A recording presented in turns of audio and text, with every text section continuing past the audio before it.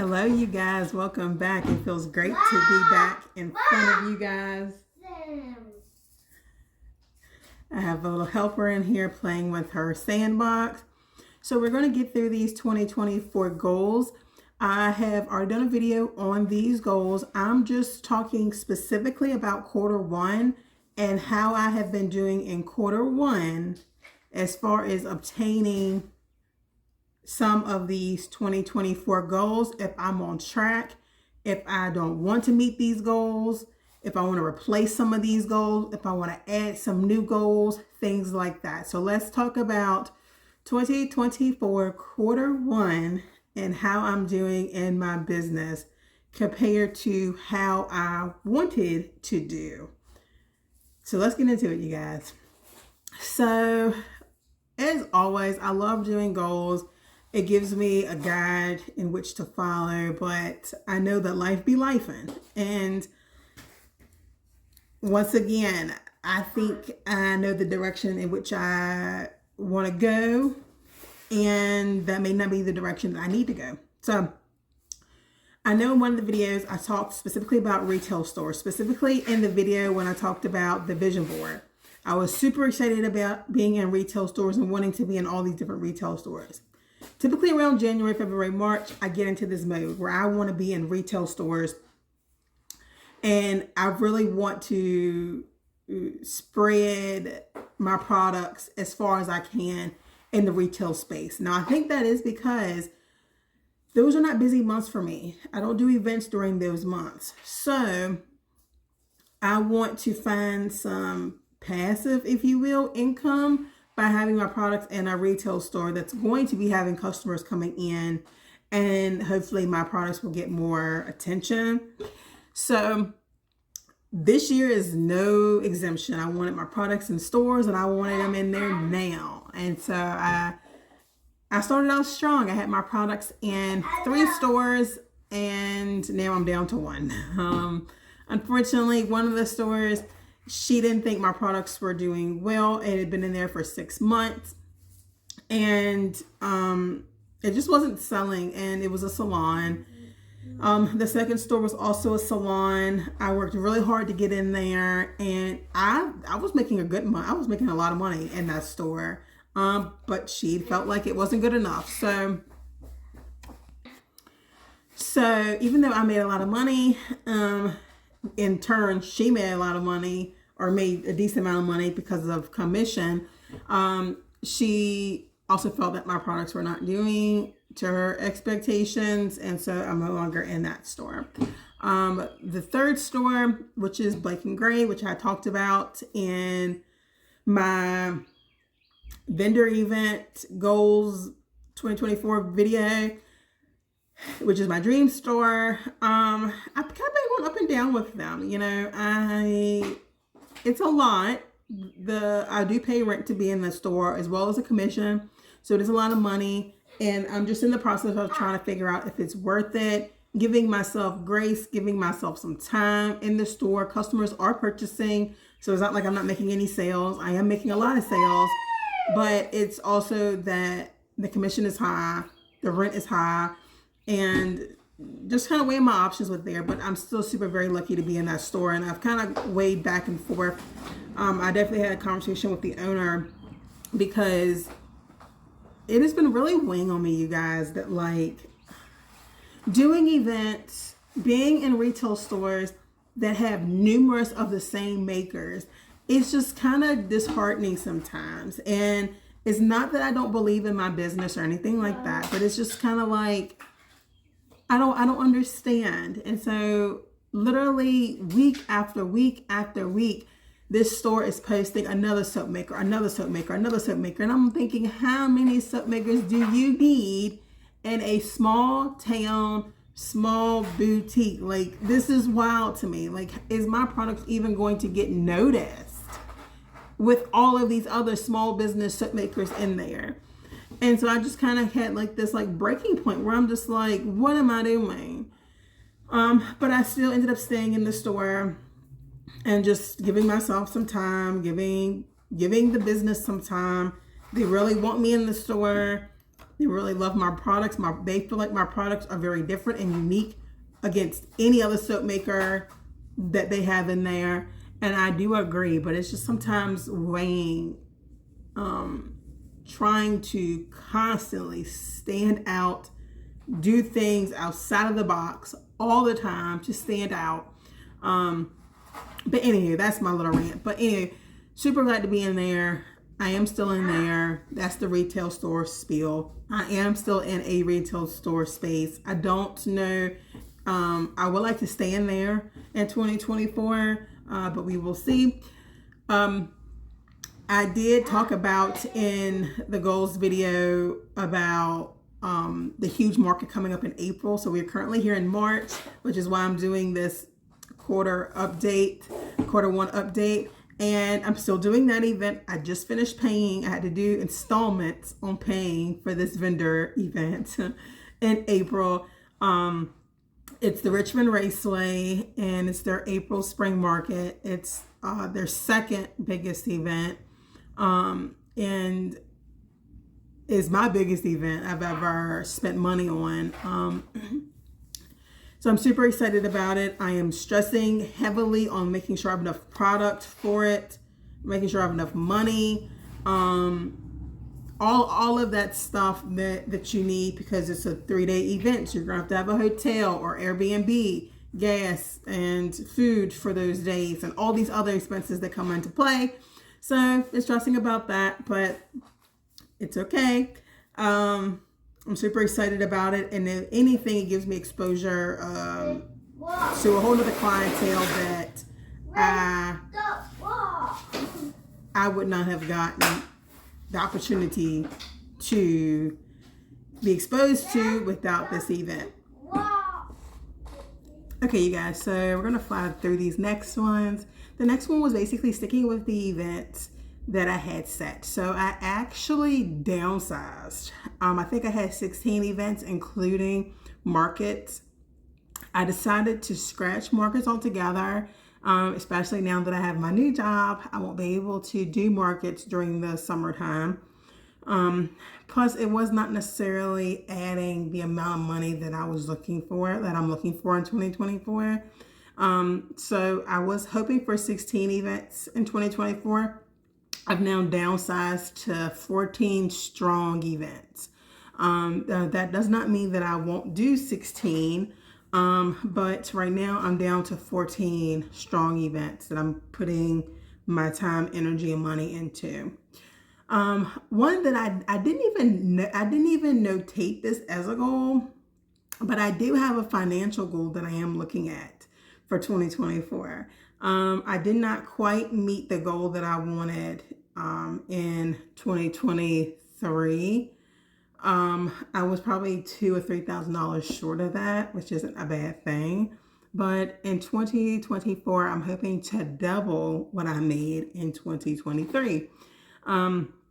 Or even, about double-ish, a little over than double. So I'm hoping to a little over double what I made in 2023 and 2024. I know I talked in the video about doing a Hardywood event. It's a brewery. I found that breweries are not good for me. I did the Small Business Saturday one. If you watched that video, it was not a success. And if a Small Business Saturday event is not going to be good at that establishment, then I don't really know which ones are going to be. I was skeptical about their Christmas one, so I didn't do that one. And then they had a Gallons Day one that I talked about in February. I didn't do that one. So I really stuck to my guns and didn't do anything in January, didn't do anything in February. I did cave in, and I am doing something at the end of or the middle of March. An event I did last year and made a decent amount of money. I'm hoping to double it this year because the event is bigger than it was last year. But anywho, Hardywood, I'm not doing that this year. So just scratch that from the goal. I did want to take this time to comment. I did in my goals video, asked you guys to comment on what your 2024 goals were, specifically in the events 2024 goal video. And I had somebody comment, thank you very much. And they basically gave feedback about June through August. They said they were not going to do events, and that their budget for events, because I said also comment what is the most expensive event you would do, and what amount is too much. And they said $50, that they were not planning to go over $50 in 2024, which would mean $250 total for the weekend. I definitely get it. And I definitely agree. June through August is a tough season. Tough season for you guys. For us small business owners, it's a tough season. It is hot. A lot of people, when they do go out to shop, or when they do go out to events, I don't really feel like they're out to shop. I feel like they're out to eat, to drink. Ice cones are flying. They're like ice cone, ice creams, slushies, food, sales are through the roof. But other products, I don't feel like are selling that well. And so, yeah, I am doing 2 events in June. There are 2 very strong events. But July and August, I'm sitting down. And I'm actually going to go to those events, but I'm not going to be a vendor at them. So I definitely agree with you there. And I think that that's a consensus no matter what you sell. I feel like I have a person that does stationery and they say the same thing. A person who does candles and other products that I can't think of right now. But a lot of different makers say the same exact thing. Pretzel makers, different types of people say very similar stuff.